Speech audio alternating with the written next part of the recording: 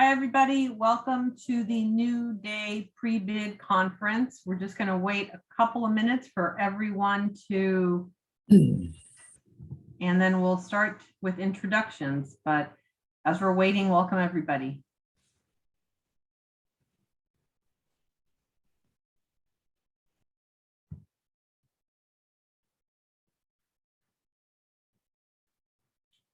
Key, can you let us know when everyone that was in the waiting room has joined? Everybody is joined. Okay, thank you. Welcome. Again, welcome to the pre-bid, the New Day pre-bid conference. My name is Maria Juarez-Stouffer. I'm CSE's Chief Program Officer, and I'll go around and have CSE staff do introductions. And I'm just going to go around to the little boxes on my screen. So in no specific order, Brooke, could you start with introductions? Hi, everybody. Brooke Sherman, Programs Manager at CSC, and Jeff Glover. All right, good afternoon, Jeff Glover, Programs Manager with CSC. And since in that spirit, we're going to go with Michelle. Good afternoon, Michelle Higgs with the CSC, and I'll turn it over to Erin. Good afternoon, everyone. Erin Byrne with CSC, Assistant Director of Program Services. Marissa, you're up next. Hooray. My name is Marissa Greif-Hackett, and I'm a Senior Research Manager at CSC.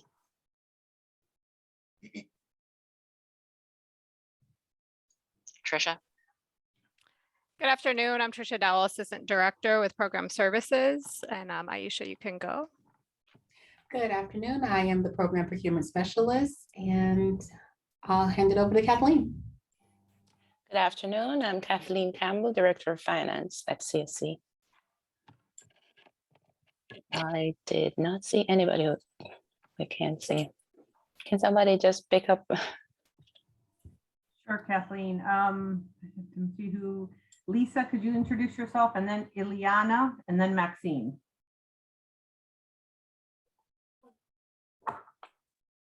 Hi, good afternoon. Lisa Bain, Director of Program Services at CSC.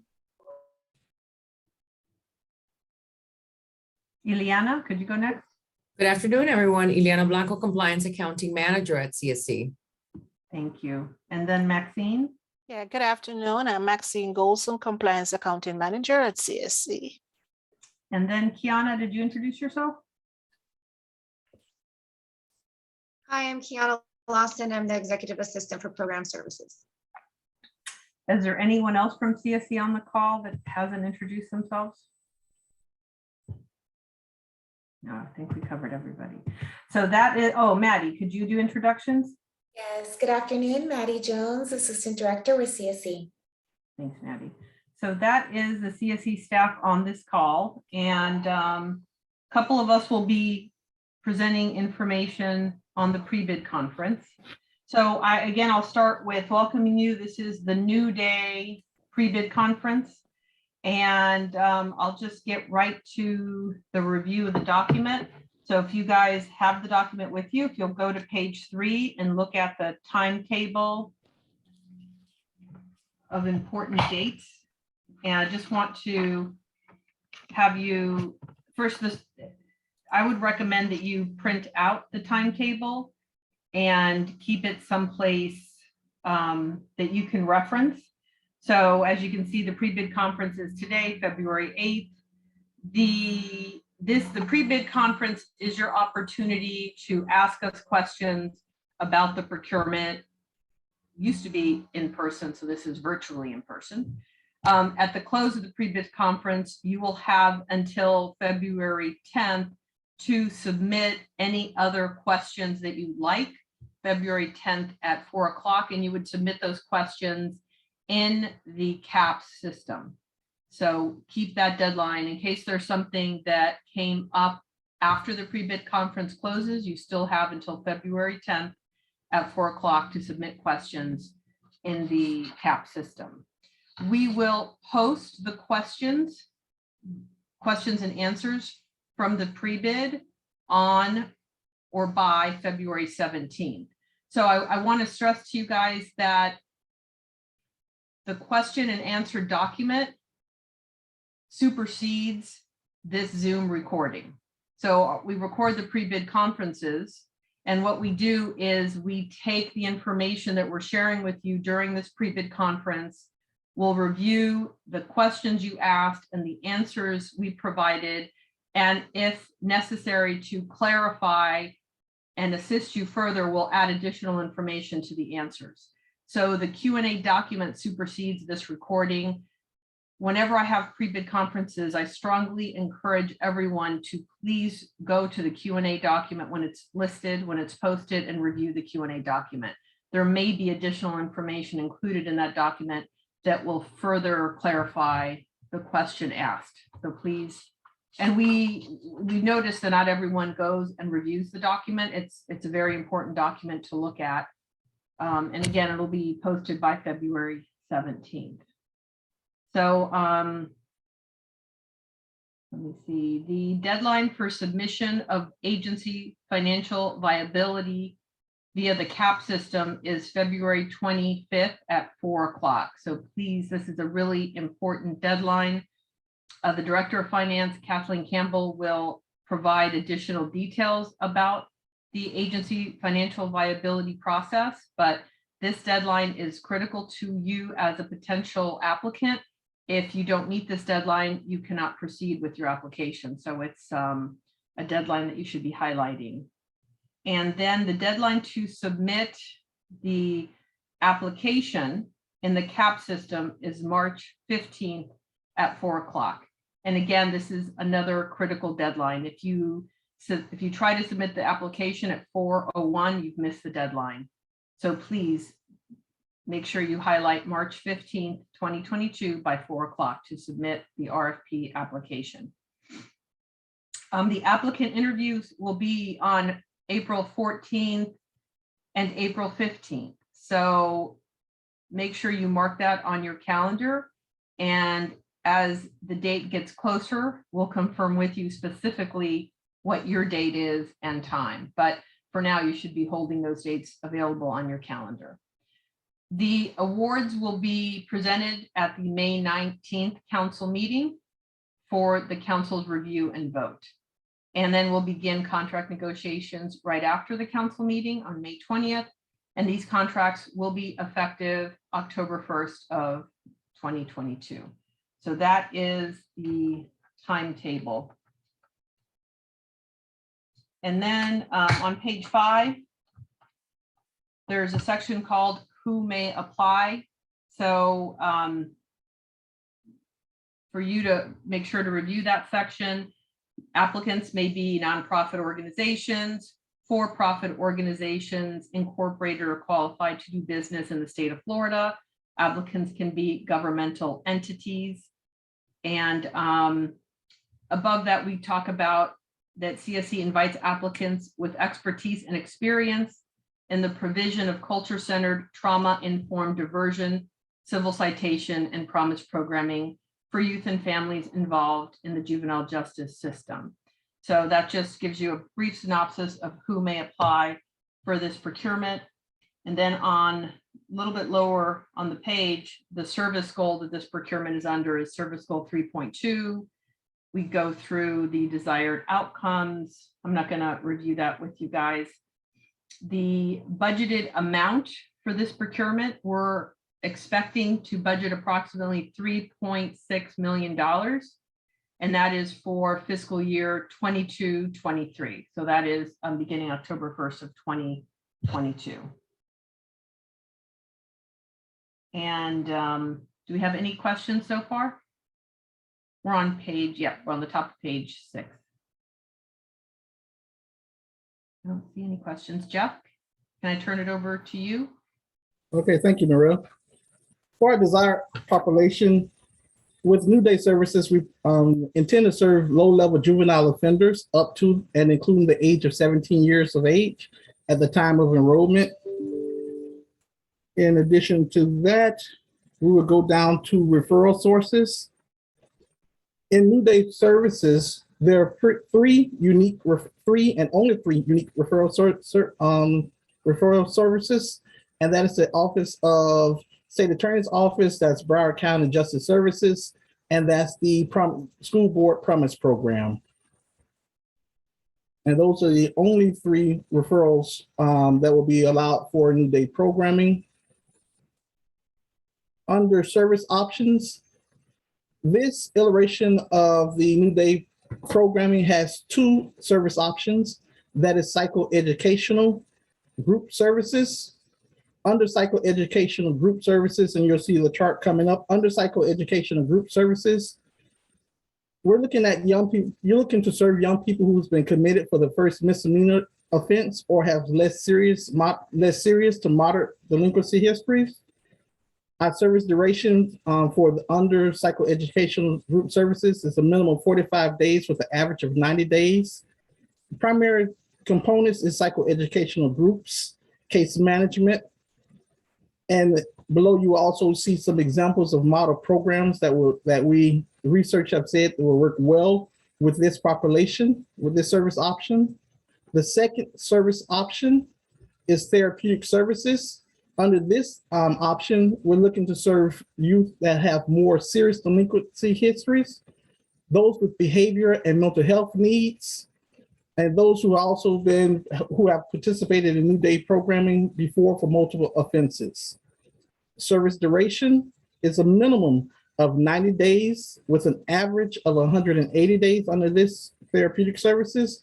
And primary components involve intensive individual and family counseling services, as well as any additional services as required by whichever model services that you choose to write for. And again, you have a list of particular model programs that research have said will fare well with this particular line services. Under program requirements, pages 9 through 12, New Day has very particular and stringent requirements that are offered by our state attorney's office as well as the Office of Justice Services. And those involve a waiver of speedy trial for those referrals that come directly from the state attorney's office. There will be an individual and family needs assessment that will need to be completed. A major component requirement for the program under C is a minimum staff must make at least 2 contacts per week. The young person must make at least 2 contacts per week, one which must be face-to-face. There's also community service requirements for young people participating in this program, this line of programming. Programs must also facilitate restitution payments when deemed appropriate by the state attorney's office or justice services. Under programs must also monitor the youth school attendance for each school age young person. The programs must also monitor that the young person does not have any new law violations or arrests while into the program. And you can find the rest of those are highlighted. You can find the rest of those service components under page 10. And as we go under New Day required components, pages 10 through 11, we have engagement, retention. Under retention, we want to make sure that services are flexible. This particular New Day services are provided countywide and location that are convenient for the young people and their families to attend. Under trauma assessment, want to make sure that if your program is not equipped to provide trauma assessments, that you're equipped to make referrals to an appropriate program that can provide that service. Under case management and referrals, there will be a level of case management in both service component based on the model that you choose to write for. Under intensive individual and family counseling, note that this is a requirement for therapeutic services. If you choose to write for therapeutic services, intensive individual and family counseling services is a requirement for that component.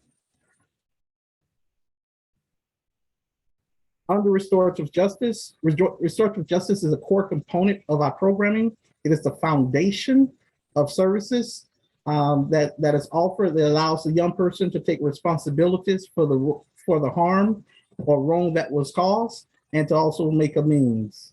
So this is a very key piece of the New Day programming.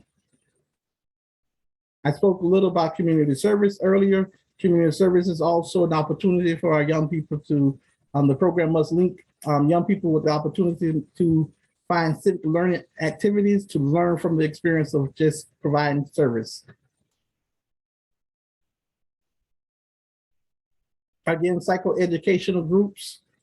This only requires for psychoeducational groups. However, if you choose to provide psychoeducational groups under therapeutic services, you may do so if it aligns with your program model or design. Under customized diversion services, note pages 12 and 13, which goes into the best practices, and it speaks about gender-specific programming, LGBT youth connections, as well as juvenile with sexual behavior problems. Under staffing requirements, please note that there is a minimum salary requirement for bachelor's level case management starting at $40,000 and a minimum salary requirement for master level clinicians starting at $45,000.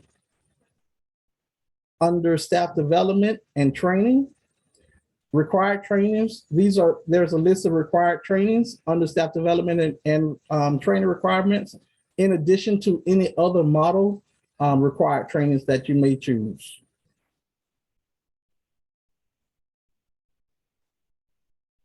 Under research, please see attachment 4 of this RFP. For any research, there's a ton of research that was done that shall help you, that you should find beneficial to executing this line of service. And at this point in time, we'll take any questions that you may have.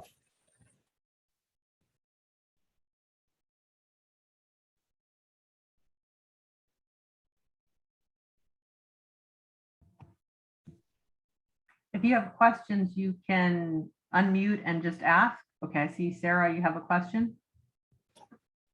Good afternoon. Yes, I do. I was just wondering, I don't know this information as well as some others, so I was just going to ask, I'm sorry, let me use my camera on. Sorry, I was just going to ask if the funding for this RFP, has it decreased, increased, or stayed the same? I'll answer that. It stayed the same. It stayed level. Thank you. Are there any other questions I did regarding the sections that we covered? Yes, Jackie. I have a question. So I did a quick review and I didn't see anything in the application about tiers. So in the last application, we had to make a big distinction between tier 1 and tier 2. And so I was just curious because I didn't see the word at all in anything that I read. Absolutely, Jackie. So with this iteration of RFP, we removed the tiers and we went with service options. And that's where you receive your psychoeducational group service option, as well as your therapeutic service option. Okay, so we have to choose which one we're applying for. You can choose to apply for either or. Either or both. Correct. Okay. If you choose to apply for both service options, make sure that your budget specifies which staff will serve which tier, and that is very clear in your budget. Okay. Thank you. No problem. I have one question. Okay. For the org chart, should we also show the delineation in terms of staff who'll do one versus the other program if we do both? For the org chart, we would like to know where, are you talking about the staffing chart? Excuse me, the staffing chart that'll be in the proposal, or the agency organizational chart that shows where the program reports to? The agency organizational chart, so that you can clearly see what staff are doing one tier versus another, to use the old language. So for the agency organizational chart, where it'll say your agency and then you know, Supervisor A, here's all the programs that Supervisor A oversees. It's a high level overview of where this program reports to in the greater structure of your organization. Okay. For the staffing chart, we will need to know what service option that staff member will be assigned to. So is a staff member going to be working with psychoeducational, with therapeutic, or are you going to have a staff member doing both? And just to share with you, in the event that the rating committee decides we're going to award funding for Maria Incorporated only for psychoeducational, we need to be able to see your staffing chart. We need to be able to see the budget and clearly identify what funding is going to go for the piece that the rating committee recommends, if in fact they only recommend one of the two options, and if you apply for both. So that's what we're trying to gather from the applications. That's the reason for the request. Thank you, Maria. So I think it would be easier probably if we're going to apply for two to do two different staffing charts to clearly delineate them within the answer. So in these situations, I don't give that level of direction. It would, but if that's what you feel will clearly delineate what the staff will be doing and connect it to the budget, then that's an option that you certainly can well, actually in the CAP system, you wouldn't be able to do two staffing charts. And so the cost per youth would also be a challenge in the question further back. If you could put that answer in writing, maybe how we could accomplish that, or if it would be a blend, because there's two different levels you're allowing, and that could be a challenge. Yeah, we will. We'll go into more detail in writing on how to specify, and we are going to get to more detail when we get to the budget portion. But if that doesn't answer your question, we'll go in further and specify how to clarify what staff would be assigned to one level of programming versus another level of programming. Thank you very much. You're welcome. Are there any other questions? Looks like Rashida has a question. Go ahead, Rashida. Okay. Yes.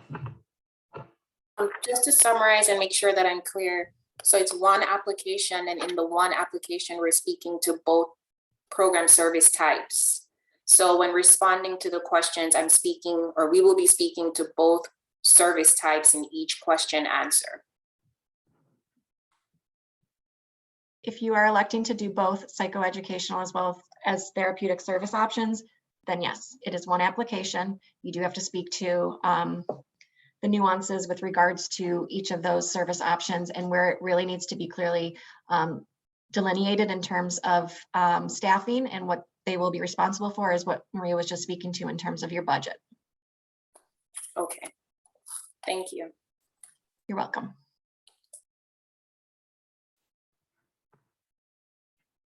Are there any other questions?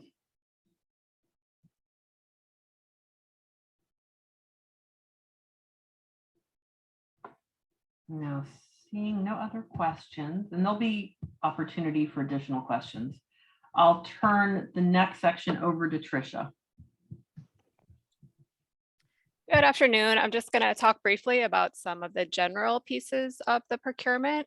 So I wanted to have you guys start by looking at page 19, which is the cone of silence. So when a procurement is advertised, CSC staff are under a cone of silence. So the only time that we can answer verbal questions about the procurement would be now during this pre-bid conference.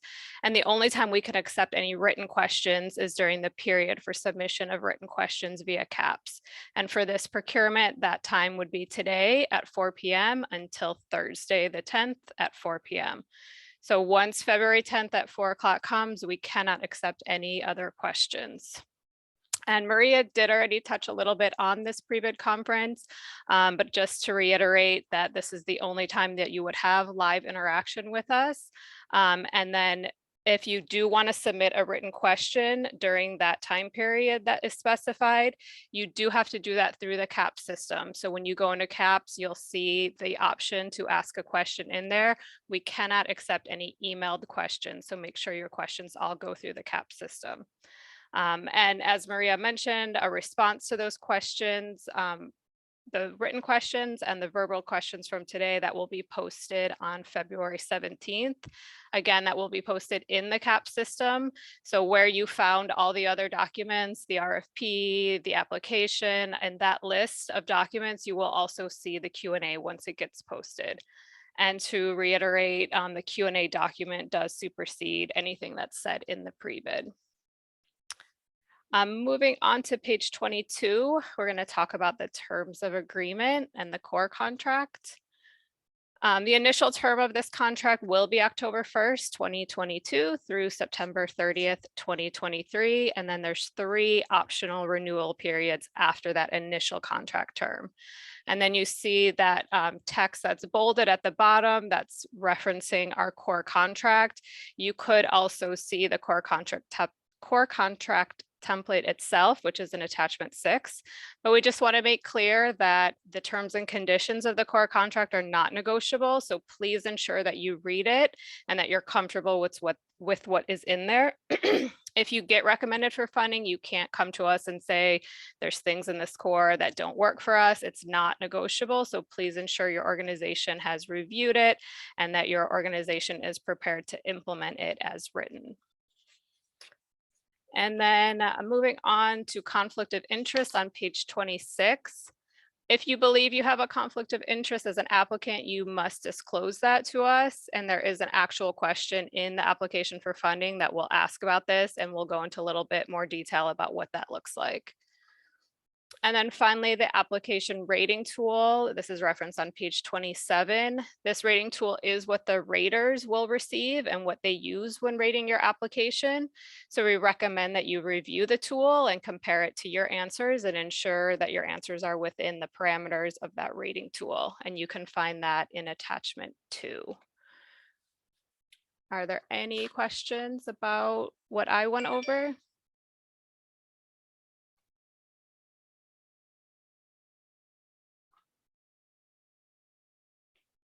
Any questions?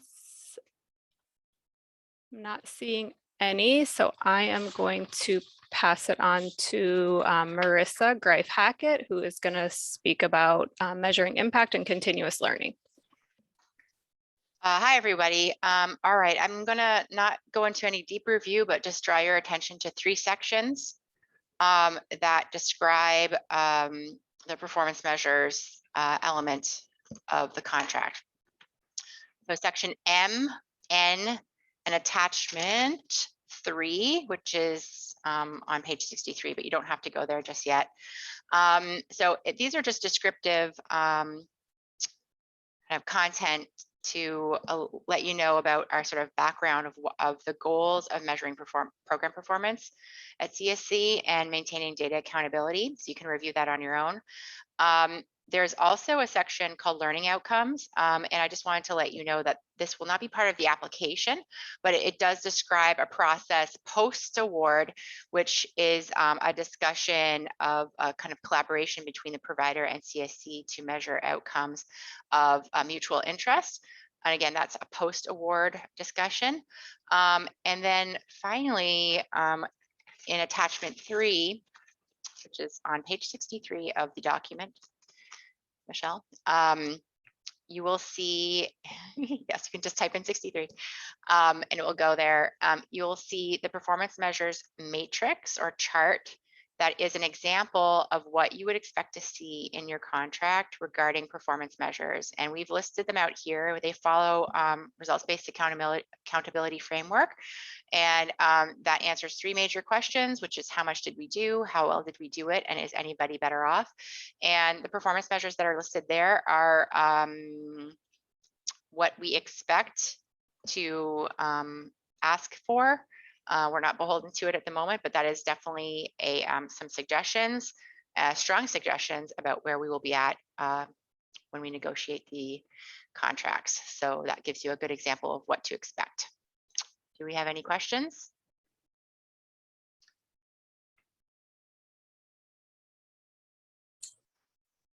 I have a question. Oh, hi. Hi.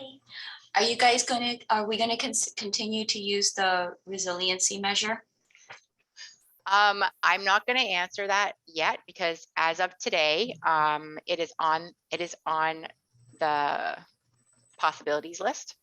I am looking into others, but that is on the possibilities list. That's all I can say.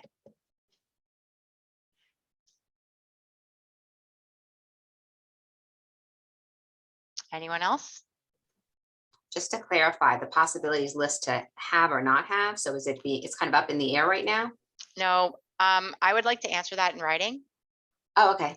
Not to sound too uptight. No, I about it, understand. but, You're just going to provide further clarification.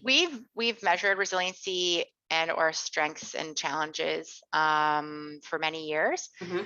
I expect that it will be there. The exact measure we're going to use, that is TBD. Got it. Yeah, but otherwise I will answer anything else that comes up in my mind in writing, if I'm allowed to, Maria. Yeah, okay. Yes, of course. Yes, Marissa. Anyone else?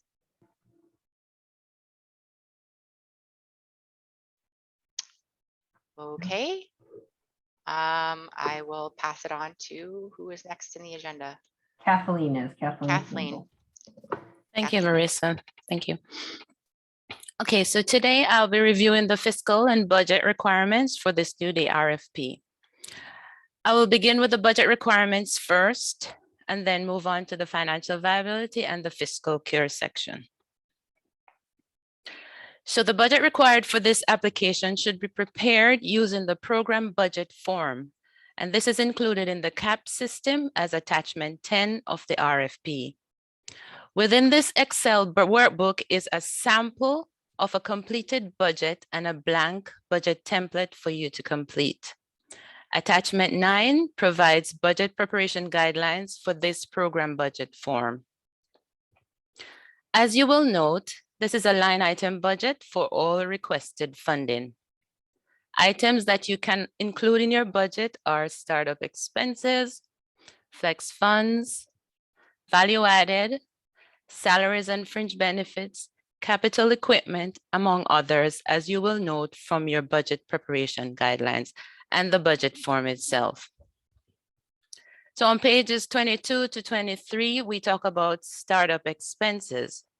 Applicant providers may request a startup period in their proposal so that staff members may be hired and trained, sites pre-prepared, curriculum materials purchased, and participants recruited prior to direct service delivery. The expenditures associated with this initial phase should be included within the startup section of your budget. Only costs incurred on or after the contract effective date and before the first 90 days of the contract shall be eligible for reimbursement.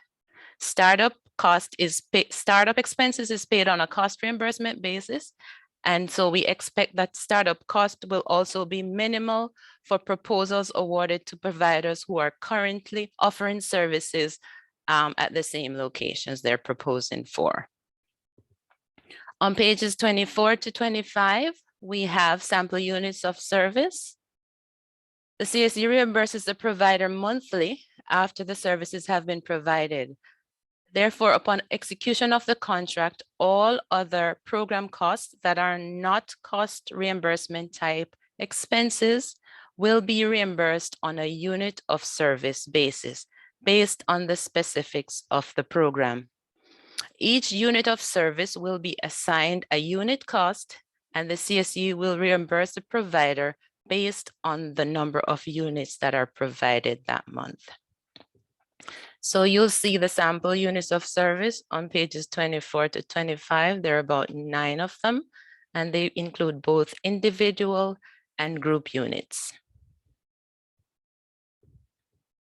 On page 25, there's a match requirement, a 5% match requirement for all funding provided through the CSE.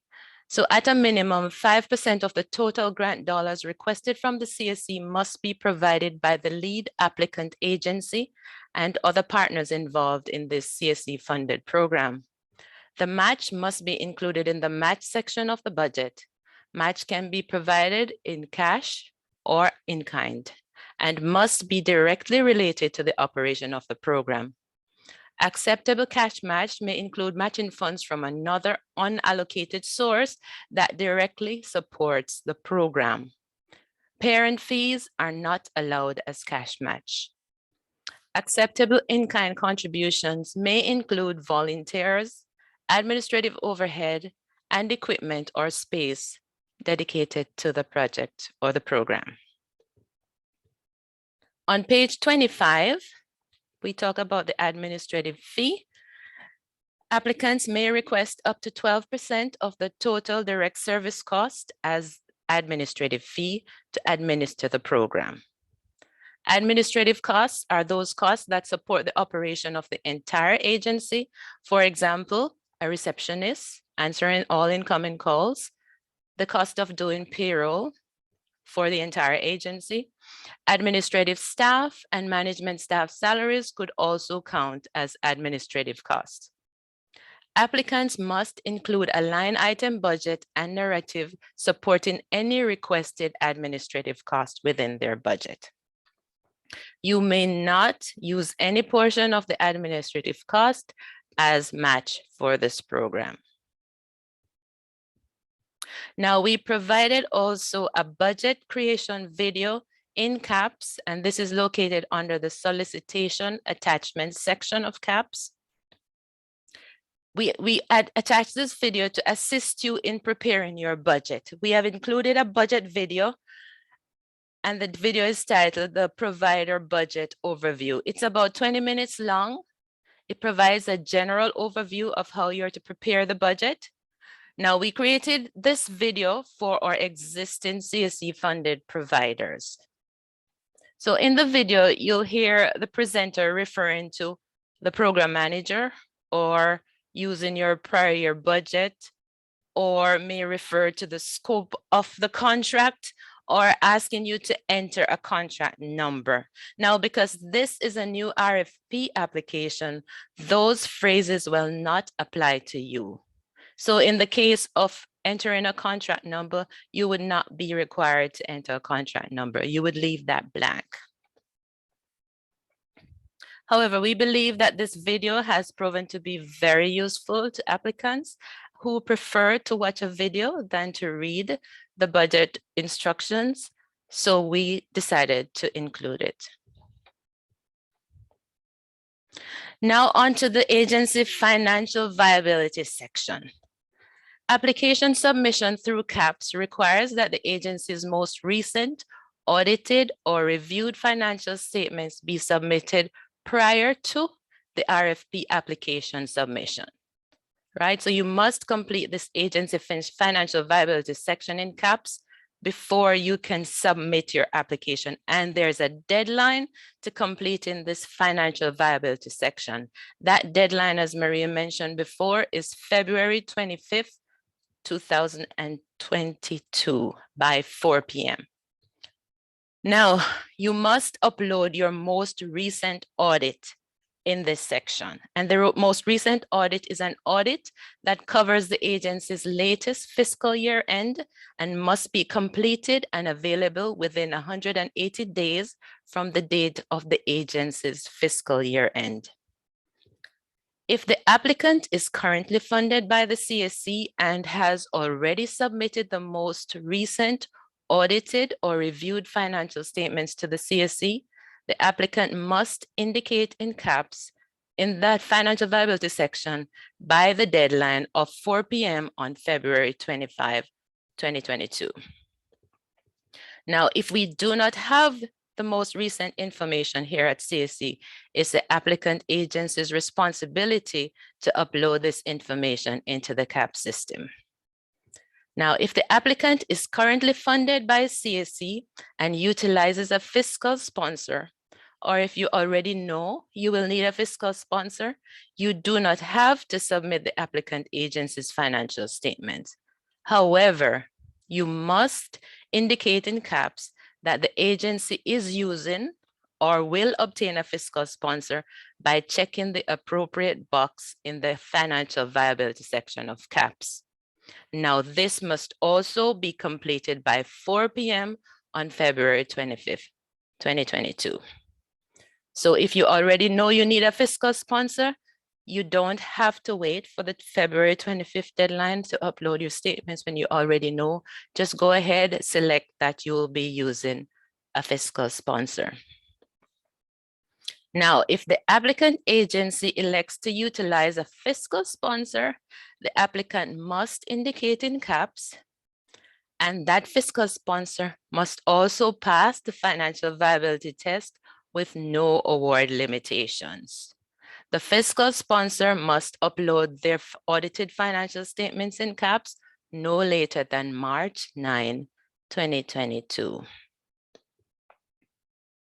So what is this financial viability test that we're talking about? All agencies requesting or renewing funding from CSC must demonstrate financial solvency. Financial solvency is a measure of the agency's financial health.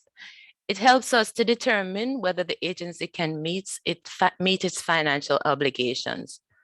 We determine the agency's financial solvency by performing this financial viability test on the agency's most recent audited or reviewed financial statements.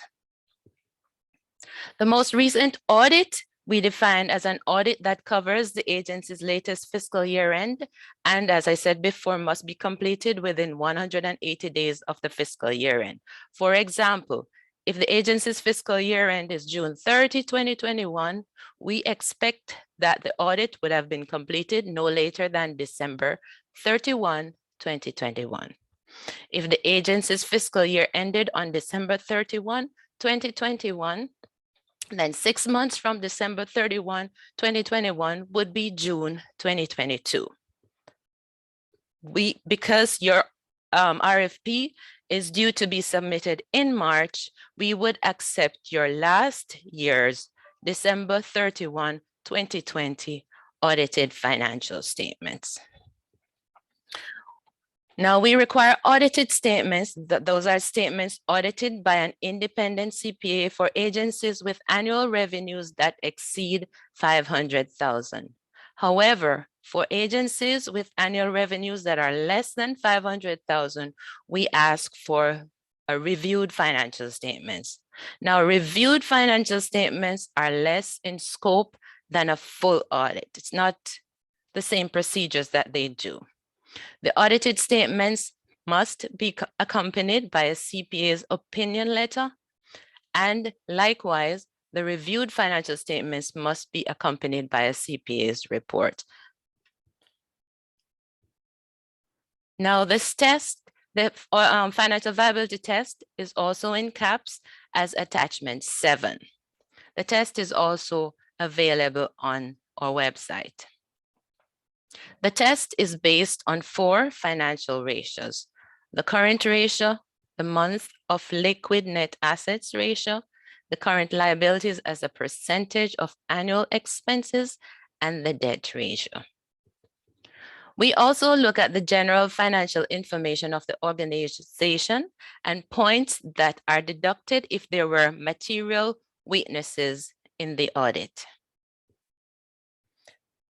The points received on the financial viability test determine the maximum level of funding that may be awarded to the agency over the CSC fiscal year. There are 4 possible outcomes of the financial viability test, and some of those outcomes may result in funding limitations. Now, if there are no funding limitations based upon the results of the financial viability test, the applicant can apply for multiple procurements.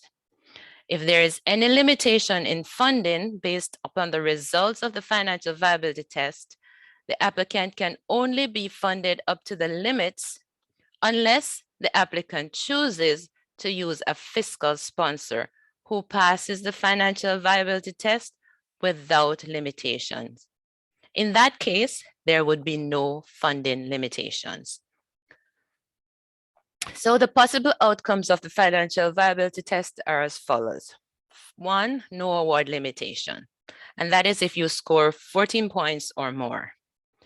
Second, conditional. If your score falls between 10 and 13, and all of this is on the test, it will tell you if your score falls between 10 and 13 points, your status is conditional, and so your funding will be limited to $215,400 annually. The third category is provisional. If the cumulative score falls between 6 and 9, then the award amount will be limited to $80,800 annually. Now, if you score below 6, then you will require the use of a qualified fiscal sponsor. So we encourage you to run this test on your audited financial statements so that you can know what category you fall in. However, you're not required to upload the test results. Okay, you run it for your informational purposes so that you know where you stand. So if you need a fiscal sponsor, you can get on it right away and select your fiscal sponsor. So what does the fiscal sponsor do? Pages 33 to 34 talks about the fiscal sponsorship. The fiscal sponsor's role is to receive and administer funding provided by the CSC and act as a capacity building resource for the agency carrying out the program activities and serves as the accountable provider of record in a tri-party agreement. I notice you have a question, Shari, but I'll get to it at the end. Okay? Yeah, I figured. Yep. It is important to note that the fiscal sponsor is acceptable to CSC must be distinct, legally unrelated entities that do not share staff, leadership, or board of directors. Now, the CSC will provide an unrestricted fiscal sponsorship fee directly to a CSC fiscal sponsor to help offset the administrative costs of sponsoring the agency. The fee will be up to 7% of the total funds awarded, not to exceed $25,000 annually. So regardless of your financial viability status, all agencies are subjected to annual financial performance reviews by CSC fiscal staff according to CSC contract terms. So even after you are awarded and funded, you will be subjected to this financial viability test. Okay. So I'll just talk a little bit about the fiscal cure process. All right. So we will review and respond to the information you uploaded in the financial viability section of CAPS by March 2, 2022. So the deadline for submitting your information in CAPS for financial viability is February 25. We will get back to you with the results by March 2, 2022.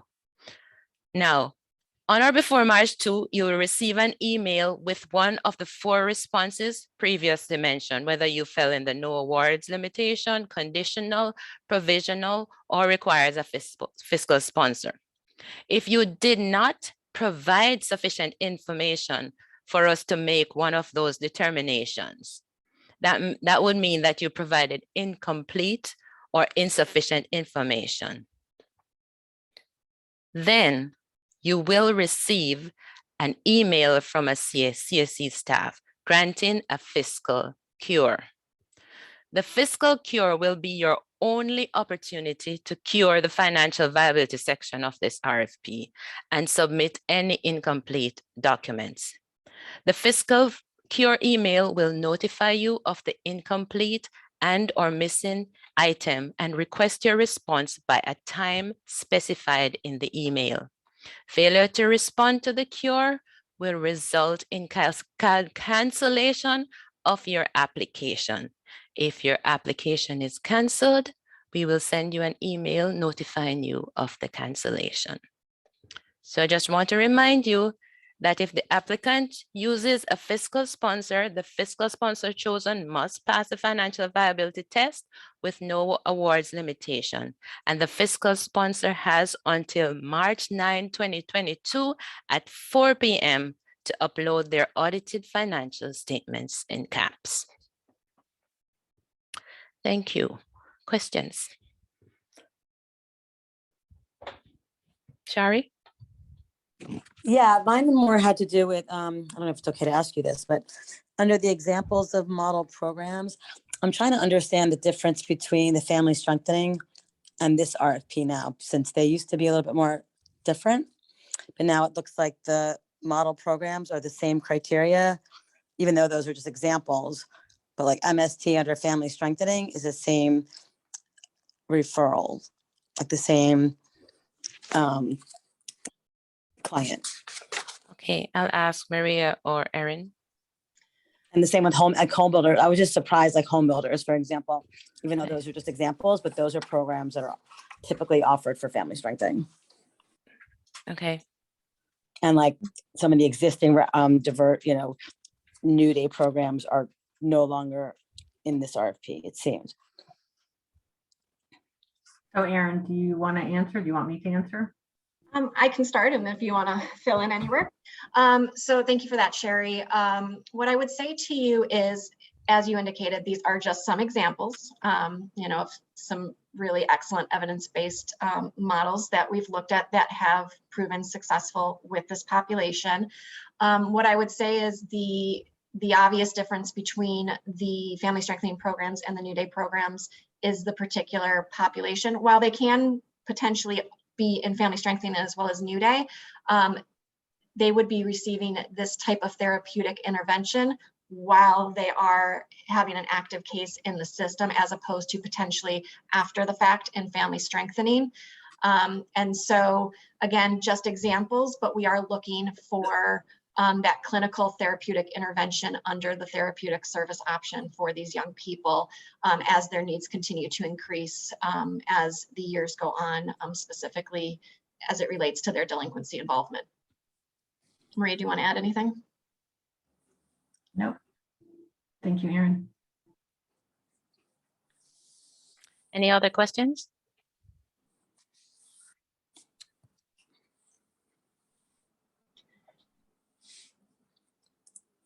Oh, okay.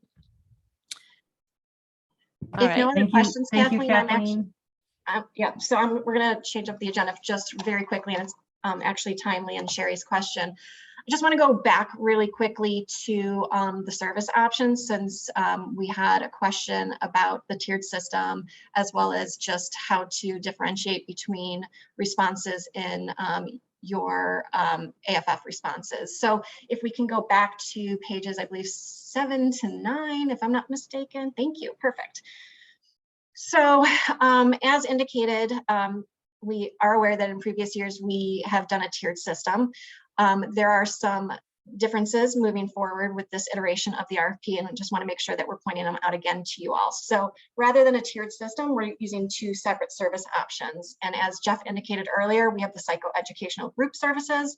And I just want to go into a couple things here to just really reiterate to you all as you're looking through this procurement, to make sure that you're looking at the nuances between either service option. So with our psychoeducational group services, these young people, this is your traditional first-time offender, really low-level offense, extreme support systems, great pro-social involvement, academic achievement, things of that nature.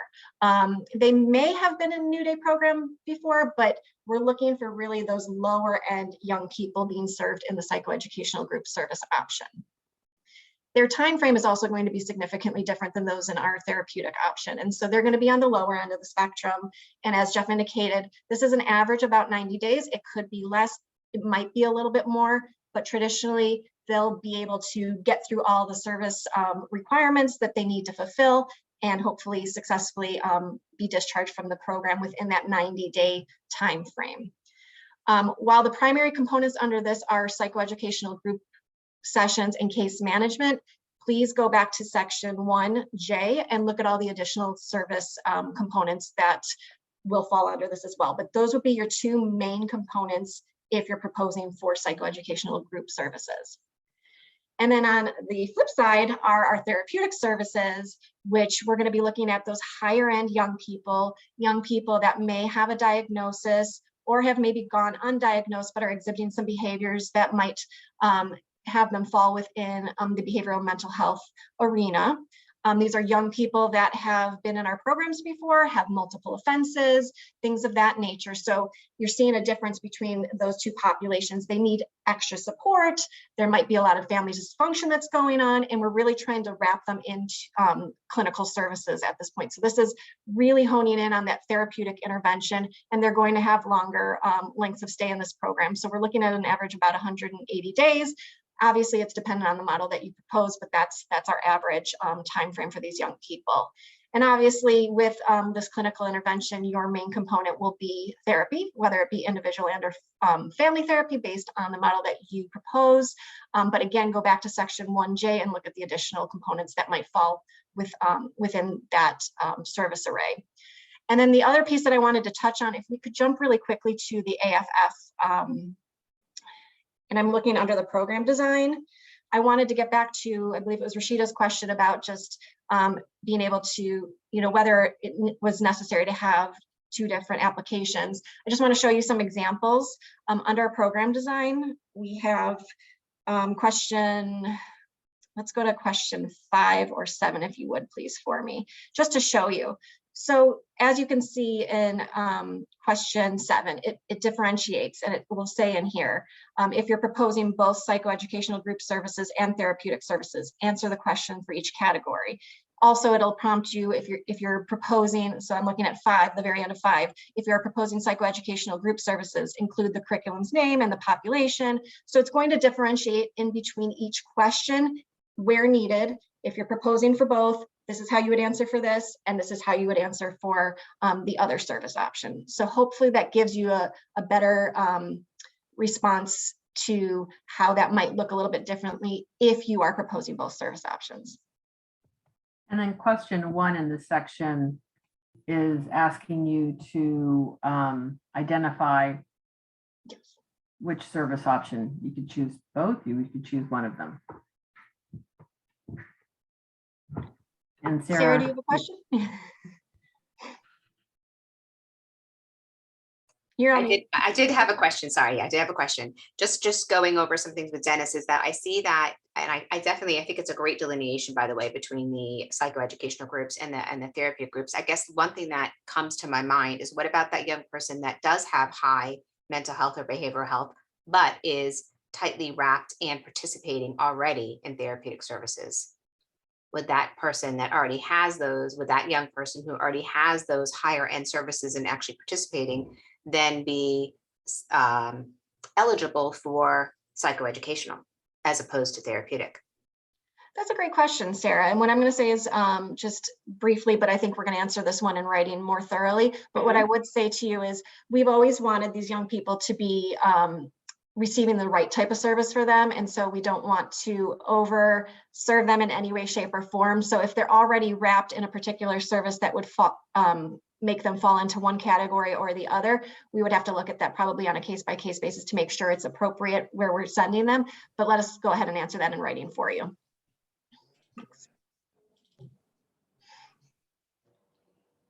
I can't see anyone else, so I don't know if anyone else. I have a question again, Erin. Yes. If a client is getting, if we were to serve hypothetically one of these clients under our family strengthening MST, would that child still be able to count as a diversion program? Do you know what I mean, as far as the state attorney goes? Are you? Do you know what I mean? Like, so say we didn't apply for this because we already do MST under family strengthening, and we get a lot of referrals for these kids already under that funding. So if they went through MST under family strengthening instead of under diversion contract, does it still get recognized and count for their? If they were originally referred. Can I just say, we'll answer that in writing, Sherry. Okay. Okay, thank you. And can I just clarify for part of that question, Sherry, are you asking if they're referred for diversion initially? If they could be? Yeah, if they're okay, referred for diversion, but we have MST under another funding stream, like through your family strengthening, like could those clients are already being served under MS? You know what I mean? Like I could put it in writing if you want. I just wonder if it would count. No, I just wanted to clarify that that was your ask before we. Yeah, does that make sense, the question? Yeah, thank you.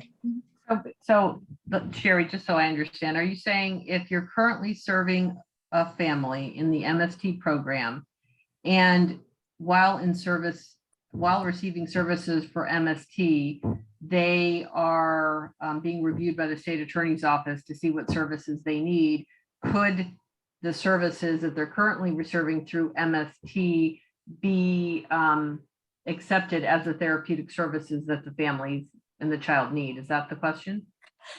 Yeah, because for me, since they look so similar and the kids can fall into either category instead of just like moving kids around in contracts, I was just trying to think like if they're already being referred to us for diversion and we have treated them under MST, but under family strengthening, I don't want the two contracts vying for the same kids, I guess is really what I'm trying to think through. Like, okay, I think. You know what I mean? Like if I had two MST programs, one under diversion and one under family strengthening, it's kind of the same kids. So I was just trying to figure out, like, instead of having two contracts, looking at the same kids, will their diversion still count if I still just serve them under the family strengthening MST? Because it's the same program. Well, thank you. Thank you for the clarification. We'll answer that in writing. Okay. Sarah, is your hand up? Or you just couldn't get it down? It's my hands up again. And this is the last question I'm going to ask. I'm just going to call Jackie and tell her to ask it. So I'm not asking so many questions. And I expect you to respond, that you're going to respond to me in writing. I'm just going to put that out there. I already expect this. But I know because as you know, the juvenile assessment team is funded by Barre Behavioral Health Coalition. And recently BBHC, retroactive back to 7/1, have increased their rates for funded services based on to try to bring the salaries of the staff to more commensurate rate. So they've actually increased the rates of the services they're provided. So I'm wondering if CSC is considering on this RFP increasing any of the rates for the services that are part of the programs. So you're asking if we're considering increasing the unit rates? Correct. So we'll answer that in writing, yes.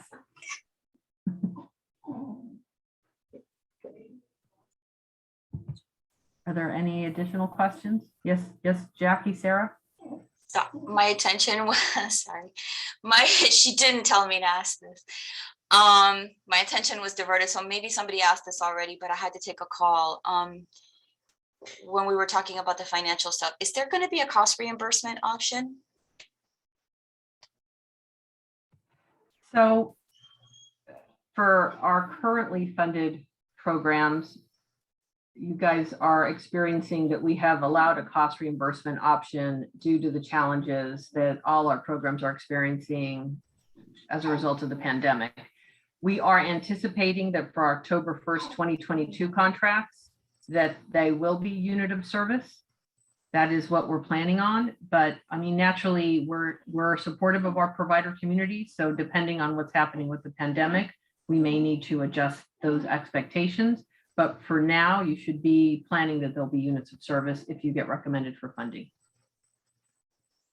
Thank you.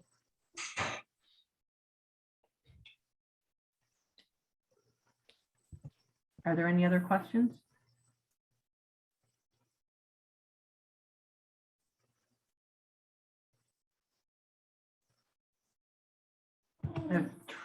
Tricia, we turn it over to you.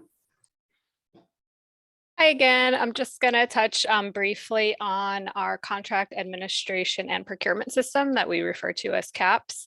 This is our web-based system to submit and rate all of the proposals. We do have a detailed video available to you guys that reviews the entire process of submitting an application in CAPS. It's about 20 minutes long. If you have not used CAPS before, you are strongly encouraged to watch this video so you fully understand the process to complete the application and submit the application properly into CAPS. You can find the video either on the CSC website, or it's also listed as one of the documents under the solicitation attachments within CAPS itself. So again, the same list of documents you see in CAPS with the RFP and all the attachments, you'll see the link to the video in there as well. We do have technical assistance available to you guys if you're having any issues with the CAP system. You can access that by sending an email to our help desk, which is helpdesk@cscbroward.org. And just keep in mind that's only for technical questions on the use of CAPS. Obviously, any programmatic questions are only going to be allowed today starting at 4 through Thursday at 4 o'clock. So technical questions to the help desk, any program questions only within those 2 days, go through the CAP system. Let's see, I think that was everything I had for CAPS. I know a lot of you have already used the system, but again, if you have not, please make sure you watch that video before you do your application. Is there any questions on this piece?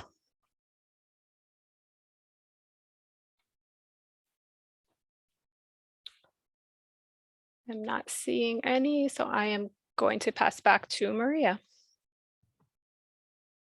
So just a reminder that you have until the 10th of February, 4 o'clock to submit written questions. If there were questions that you forgot to ask during this pre-bid, or if there are questions that you asked, but you wanted to add additional detail to that question to have us consider it, please submit that through the CAP system for the Q&A document. And I think we said this twice, so I'm gonna say it again. Please, when the Q&A document is ready, we strongly encourage you to review that document. The Q&A document supersedes this pre-bid meeting, so it's an important document for you to review. Are there any other questions before we close out the pre-bid conference? I have a question, and I don't know if they might have answered it, and it, pretty sure it pertains to what we're speaking on right now. But I know at one point for diversion, we were speaking on having a outsourced referral source who can kind of review the referrals from the state attorney and civil citation before providers receive them to make sure that they went to the appropriate tier. I was wondering, is that something that's going to happen? When will we find out about that? And yeah, well, that's I was kind of just wondering about that. Just if somebody wanted to also apply for that one, or how would that affect? Would that affect the number of diversion programs? Like, how do those kind of correlate together?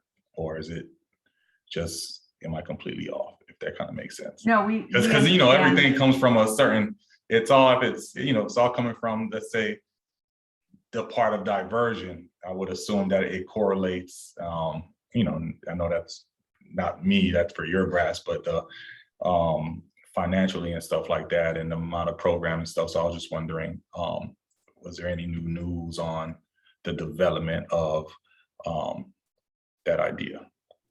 So I'm going to turn it over to Aaron. And I think, Jeff, we do understand your question, but I'll let Aaron reframe it, restate it, and then answer it.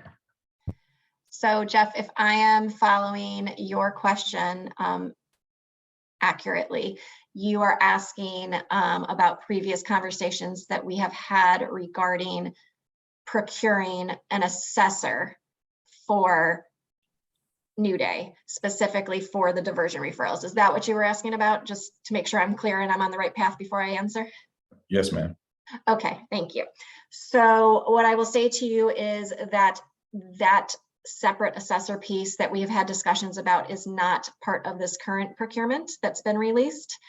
We are having ongoing conversations with our stakeholders as it relates to that process. And that is what I can share forward at this point in time. So any news that will come forward as it relates to benefiting the system, as it relates to assessments, will be shared forward, but it is not part of this current procurement. Thank you. I have a question following up on that, Aaron. So if that procurement's not out and a program is specific with regards to assessments, can that be still something that's proposed? Can you repeat your question, Juliana? So if there's a model that requires an assessment in order to identify things or it's best practices, is that something that can still be procured as part of this RFP? So what I would say to you generally is that all applicants must have the ability to assess their young people, but we will answer that in writing.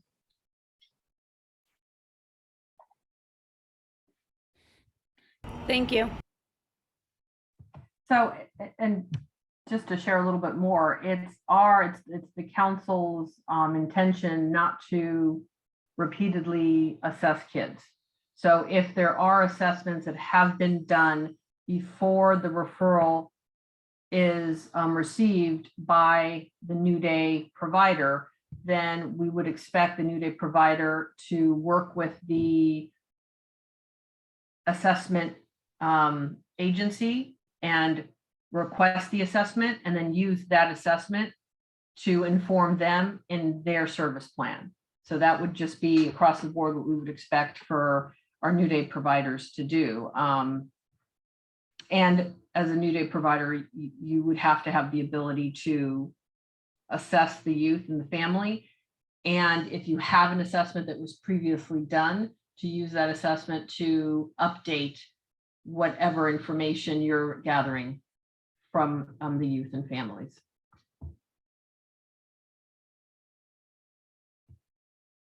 Are there any additional questions?